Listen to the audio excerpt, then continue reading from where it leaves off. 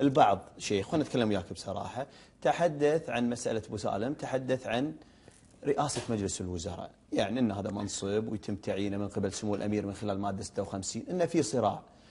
هل تعتقد أن في اليوم من شباب الأسرة مؤهل أن اليوم يستلم هذا المنصب في الفترة الحالية؟ والله شوف، في بالنسبة حق ما بعد جابر المبارك، سموه الشيخ جابر بصباح المبارك بصباح، ما بعد جابر، في وجهتين نظر الصراحة. إذا احنا نتكلم، وطبعا في شعبي، في ناس يقولون يب شعبي، هذا موضوع ثاني، احنا هذا موضوع ثاني، خلينا نتكلم على الأسرة.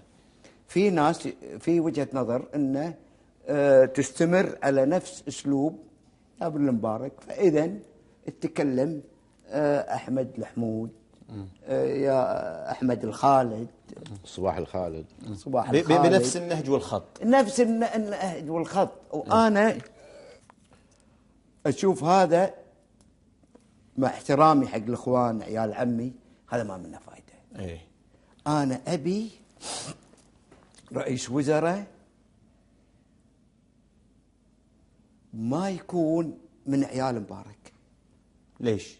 لأن يا أخي من يصير من عيال مبارك، قال سمو الأمير، سمو ولي العهد، من هو نمبر 3 اللي راح يصير ولي عهد.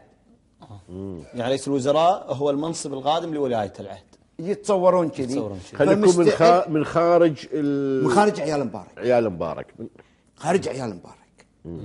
أو يكون اتفاق مسبق على أن ولاية رئاسة الوزارة لا تعني ولاية عهد إطلاقا، يعني ليست الطريق إلى الحكم، الطريق ما لها دخل. هذه منصب أنت تخدم فيه 4 سنين 8 سنين، منصب تنفيذي، منصب تنفيذي، وحدك 8 سنين بس، بعدين تقلب الباب على أساس يصير في تجديد دماء.